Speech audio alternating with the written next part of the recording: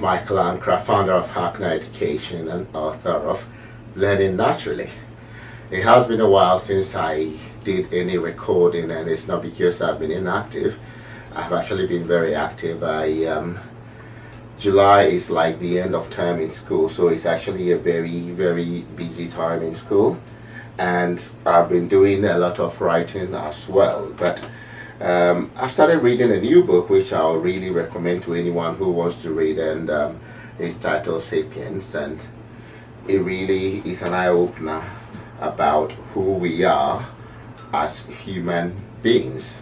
And actually, it helps very much in the work that I'm trying to do and the work that I do as a teacher, and the sort of things that I have in mind that I want to do. So today I want to talk about something which really relates to one of the current books that I'm working on. I haven't decided on the title yet, but the title goes along the lines of empowering people, every one of us, to take the mandate, seize the mandate of our lives, so to determine what we want to be. And I start by looking at what is actually the commonality amongst all human beings. I will be talking about this in different series, but today I just want to look at the commonality of our being. And one of the things that I found from reading this book is the fact that, as Homo sapiens, we sort of descended from a common ancestor, okay, but out of the need for space, discovery, territory, and all that, we expanded to all parts of the world. So really, the color of people's skin or where people live does not really make us different according to the science of genetics, of the anthropology and everything that is available to us now. So you may ask then, why are there all these differences amongst us? What really makes us different? And there is a reality to that, okay? What we are sold in terms of our territory. So you have the country of Ghana, and then there's Togo, and then there's Ivory Coast. Or if you come to the United Kingdom, there's England, there's Scotland, there's Ireland, Wales. These things are superficial boundaries, or if you like, demarcations that human beings have created for ourselves. Now, they are not completely negative or unnecessary, because really that element within us, the ability for us to be able to buy into an ideal, to believe in abstract. So you think of a supernatural being or an authority figure of a king or a president or a prime minister or a pastor, is what actually enables us humans to be able to dominate the world that we live in. But then the danger is this: the same element which has allowed us to claim or take dominion over our world, over all animals, over all plants, it is the same element within us which has enabled us to be manipulated. Now, let me put that in a different context. If you get a number of dogs, let's say 1,000 dogs or 10,000 dogs, and put them in an area or something, you can almost bet that it's going to be pandemonium. Do the same for any group of animals. But what really we have as distinct from all other animals is the fact that we have the ability to be able to hold on to abstract, to say that this is the leader, this one is the powerful one, this is what you do, and we may think that over time, through our development and modernity, we have come out of this way of thinking. But the reality is that the more I study our behavior in this present day and age, the more I come to see similarities between our behavior now and the behavior of our forefathers, our previous ancestors. And one of the things I'm going to identify in my new book is this, that what makes us different is basically how we think about ourselves. We have bought into the illusion of sometimes money, and I hear many pastors, and many people talk about money and riches as if it is the end to everything. So people are going to church and praying and wanting to be rich, and if you ask them, what are you going to do with all this money, they have no idea. But that mentality does not come from nowhere. Everything we do as human beings is actually a learned behavior. Now, some of the behaviors, we have learned them over such a long time that we come to think that that is who we are, or that is how we are, but that is not true. In my book, I'm going to show the difference between three types of people. There's a mindset of a slave, and then there's a mindset of a master, and then there are leaders.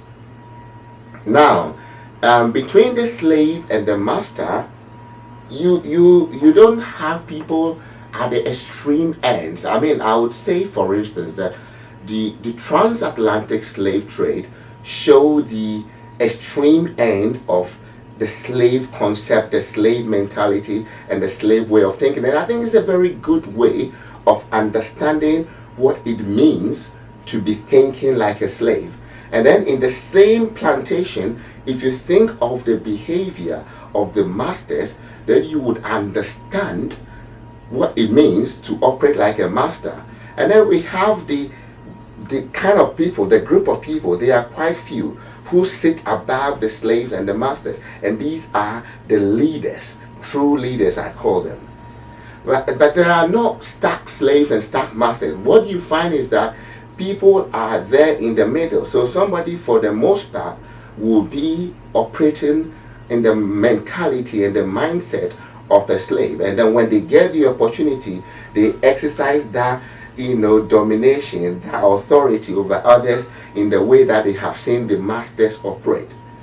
So I am going to go into these over a series of videos to depict how these mindsets sort of operate in our day-to-day life. But to understand what it means to have a slave mindset, I think it's important to look at the extreme image of the transatlantic slave trade, and that will give us an idea of what it looks like.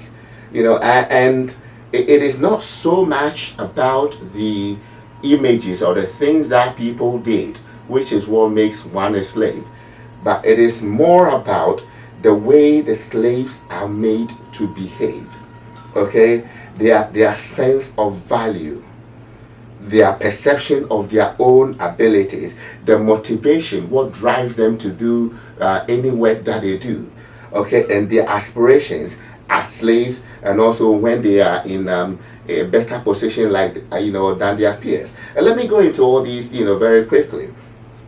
Now, slaves are made to behave in a certain way. For most slaves, they don't do things because they want to do it. They don't go to sleep because that's when they want to sleep.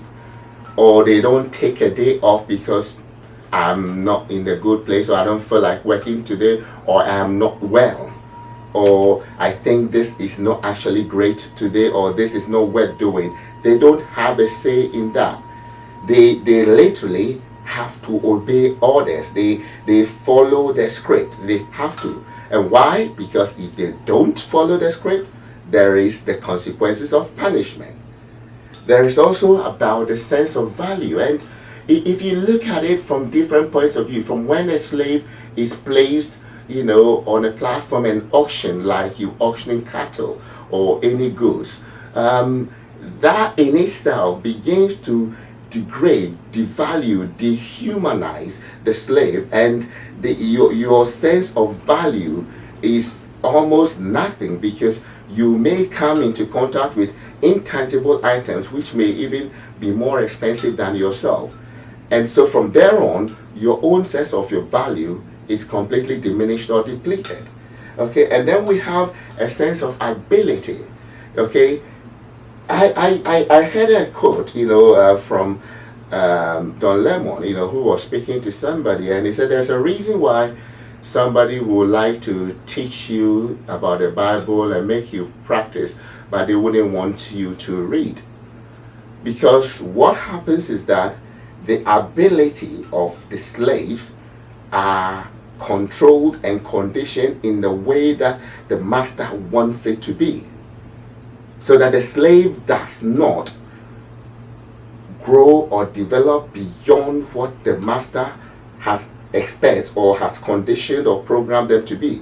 So they want you to be a master sugarcane cutter or whatever. You are expected to do something like that. Now begin to think about this and the parallels between the things that we do today. And I'm going to come to that in subsequent videos. Okay, and then there's also about the motivation for work. Slaves don't work because they want to work for it. In fact, they are forced to work. They don't have the right to even determine what they do. What they do is to feed somebody else.